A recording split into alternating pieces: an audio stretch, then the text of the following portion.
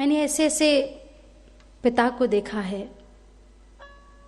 जवान पुत्र मर जाए पर पिता की आंखों में आंसू नहीं आएंगे।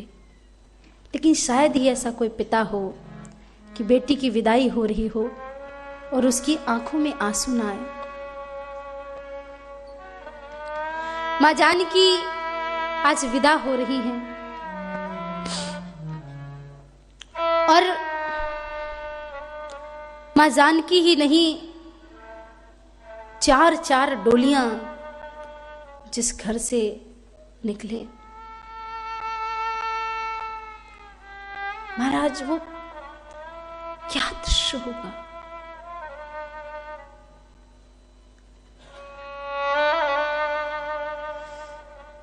आज जनक जी महाराज महल के खंबे को पकड़ के रोने लगे। ये खुशियां, ये चहल पहल, ये जनकपुर का उत्सव, मानो आज जैसे सिर्फ जनक जी के यहां से नहीं, पूरी जनकपुरी के एक एक घर से उनकी बेटी विदा हो रही हो। सबकी आंखों में आंसू है। एक आंख में खुशी के आंसू है कि रघुवंश जैसा कुल मिला, और दुख के आंसू ये कि जिस आंगन में हमारी बेटी, हमारी गुड़िया खेली, आज वो उड़ के चली जाएगी। कभी सोचा है कि एक स्त्री को इतना सम्मान क्यों देते हैं लोग? क्योंकि स्त्री अपना पूरा जीवन पराधीनता में बिता देती है। जन्म लेती है, पिता के अधीन बड़ी होती, भाई के अधीन विवाह हो जाता है, पति के अधीन बूढ़ी होती है, पुत्रों के अधीन पूरा जीवन पराधीनता में गुजर जाता है, परंतु कभी उफ नहीं करती। हमें अपनी नौकरी में थोड़े दिन छुट्टी ना मिले, हम अपनी जॉब बदल देते। कभी एक स्त्री की जॉब देखी, उसने कभी कहा कि मैं ये माँ की जॉब नहीं निभाऊंगी या पत्नी की जॉब नहीं निभाऊंगी या मैं काम नहीं करूंगी। हर रोज हमारे लिए भोजन भी बनाएगी, ऑफिस में जाके काम भी करेगी, माँ बाप की सेवा भी करेगी। एक स्त्री से बड़ा संघर्षवान इस जीवन में कोई नहीं हो सकता। रविंद्रनाथ टैगोर जी ने अपनी डायरी में एक बात लिखी थी, पिता पुत्री की एक प्रेम की कथा लिखी थी कि एक पिता थे, उनकी पुत्री की मृत्यु हो गई। पुत्री के वियोग में दिन प्रतिदिन रोते रहते। दीपावली का दिन था, दिवाली के दिन रात्रि को पिता की आंखों में आंसू के साथ साथ नींद आ गई। तो स्वप्न में उन्होंने देखा स्वर्ग में लाइन से सभी कन्याएं खड़ी हैं, उनमें से उसकी कन्या भी खड़ी है। हर कन्या के हाथ का दीपक जल रहा है, पर केवल उसकी कन्या के हाथ का दीप बुझा हुआ। पिता ने अपनी पुत्री से पूछा, बेटा सबके हाथों का दीप जल रहा है, एक तेरी ही हाथ का दीप क्यों बुझा हुआ? पुत्री कहती, पिताजी मैं तो अपने दीपक को बार बार जलाती हूँ, लेकिन आप मेरी याद में इतना रोते हो कि आपके आंसुओं की धारा से मेरा दीपक बार बार बुझ जाता। इतना प्रेम पिता और पुत्री के बीच में होता है। एक माँ पुत्री की सबसे अच्छी मित्र हो सकती है, पर पिता उसकी पूरी दुनिया होती है। स्वामी राम तीर्थ जी एक पर्वत से उतर रहे थे। उन्होंने देखा एक बुजुर्ग अपने गोद में एक बच्चे को कंधे पे लाद के हाफ रहे हैं, थक गए हैं, ला रहे हैं। स्वामी राम तीर्थ ने कहा, स्वामी जी ओम नमो नारायण, आप कहो बाबा तो मैं इस बच्चे को गोद में ले लूं, आपको बोझ लग रहा होगा। बुजुर्ग ने कहा, क्या कहा स्वामी जी? बोले इस बच्चे को मैं ले लेता हूं, आपको बोझ लग रहा है, आप थक गए होंगे। उस बुजुर्ग ने जवाब दिया, स्वामी जी ये बेटा नहीं, ये बेटी है, और कोई भी बेटी अपने बाप को कभी बोझ नहीं होती है। मैं मेरी पुत्री का बोझ तो उठा ही सकता हूं। आज महाराज जनक जब माता सीता जी के लिए डोली तैयार कर रहे थे, महल के खंभों को पकड़ के रोने लगे। जिस आंगन में मां सीता ने अपना इतना समय बिताया, जिस महल के आंगन में वो रही, आज वही गलियां, वही रास्ते, वही घर परिवार सब छोड़ करके जाना पड़े। एक बार अंदर से विचार करके देखिए कि जिस कन्या के लिए महाराज जनक ने अपना सर्वस्व समर्पित कर दिया, एक एक पल वो जानकी जी के बिना रह नहीं सकते थे। ऐसे जनक जी, कितना कठिन होगा उनके लिए जानकी की विदाई कर। जब एक बेटी अपने पिता के घर से अलग होती है, उसका कलेजा कैसा होता है पता है? क्या कहती है अपने बाबुल से पिताजी, हो रामा हो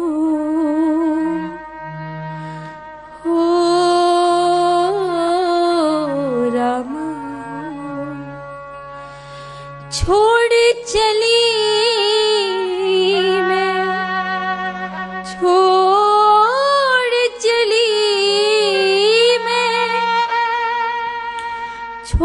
चली मैं बाबुल का घर होके अपने साजन की, मैं बिटिया मैं गुड़िया तेरी आंगन की, बाबुल प्यारे मैं बिटिया मैं गुड़िया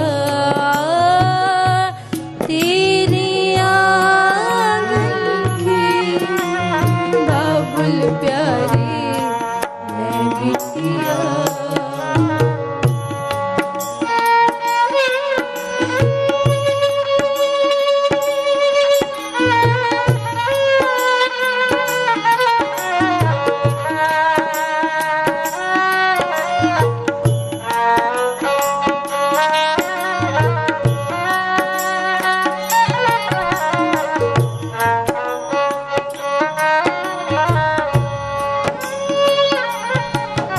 जब एक पुत्री घर से विदा होती है तो अपने पिता को ही समझाती है और कहती है,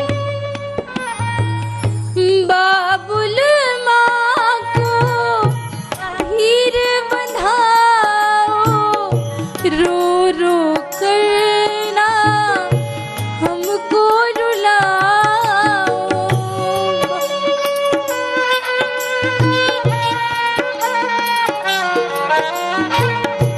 बाबुल माँ को धीर बंधाओ, रो रो करना हमको रुलाओ, कसम तुझे मेरे हंसुअन की, कसम तुझे मेरे हंसुअन की,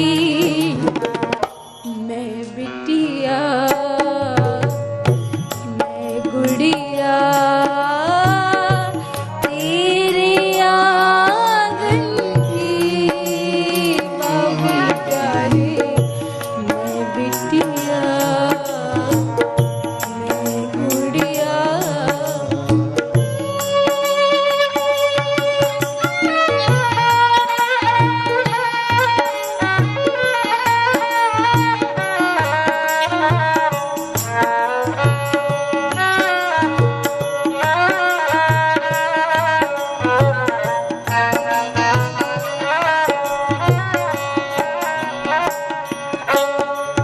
परिवार में पिता के अलावा उस कन्या का घर में जिससे सबसे काटूट और रिश्ता होता है वो होता है भाई से।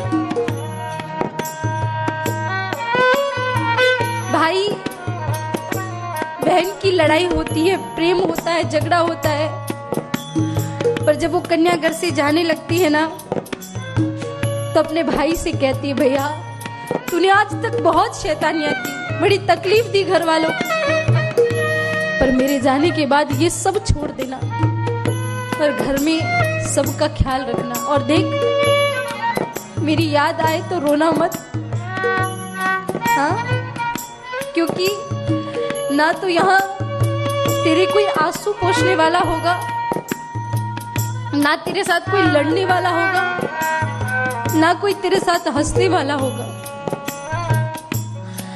हो मत रो रे भैया, मत रो रे भैया, मैं तेरी द्रौपदी तू मेरा कन्हैया।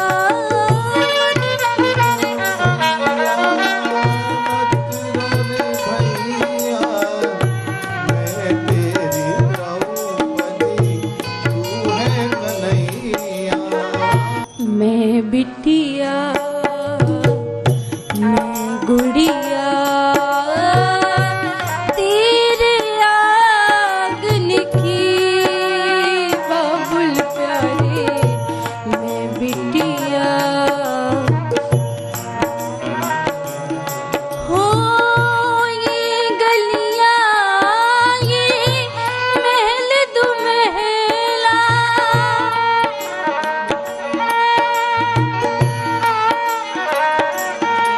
हो ये गलियां ये महल दो महला, छोड़ चली मैं अपना अंगना, छोड़ चली अपना अंगना।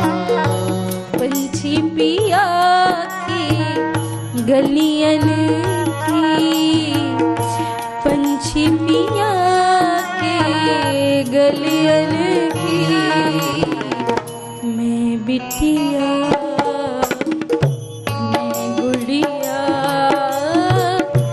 तेरे आंगन की, बाबुल प्यारे मैं बिटिया। हो रामा हो, हो रामा हो,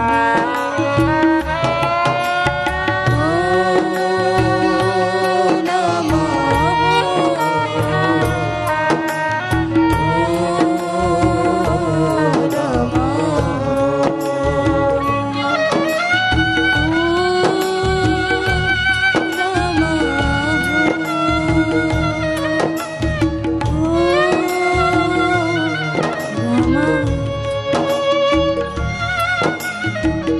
आज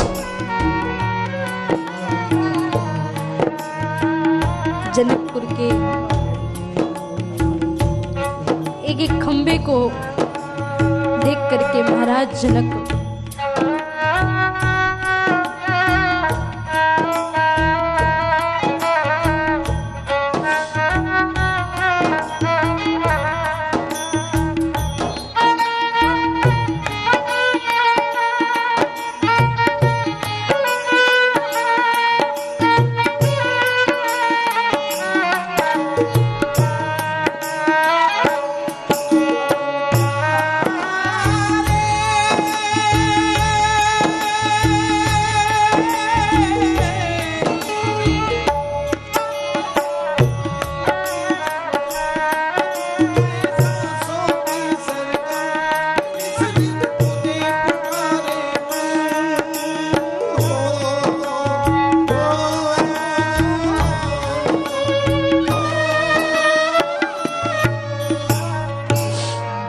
आज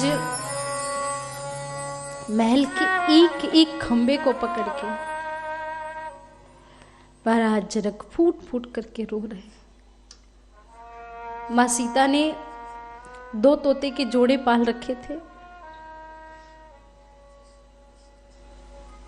जनक जी कहते हैं देवी सीता की डोली में इन तोतों के जोड़ों को भी रख दो, क्योंकि जब ये सीते सीते कह करके संबोधित करेंगे ऐसा लगेगा कि हमारे शरीर से प्राण निकल रहे हैं, इन्हें भी उनके साथ छोड़ दो। माँ सीता जगत जननी जगदम्बा आज जिस घर से विदा होके जा रही, एक साधारण कन्या हमारे घर से जब जाती है तो इतना दुख होता है। स्वयं माँ जानकी जिस घर से जा रही होंगी कैसा प्रतीत हो रहा होगा। महाराज जनक, क्योंकि आप सब समझ सकते हैं कि एक पुत्री का दुख दर्द क्या होता है। महाराज जनक विदा करते हैं माँ सीता को, अपनी चारों पुत्रियों को, प्रभु श्री राम जी के हाथों में माँ सीता जी का हाथ दिया, दशरथ जी से कहा, मेरी पुत्री बहुत ही संस्कारों से पली बड़ी है, ये वचन है कि मेरी पुत्री की वजह से आपको कभी कोई तकलीफ नहीं होगी। और जानकी जी को भी यही उपदेश दिया। महाराज जनक ने जाते जाते, बेटी, पुत्र केवल एक कुल का नाम रोशन करता है, पर कन्या दोनों कुलों का नाम रोशन करती है।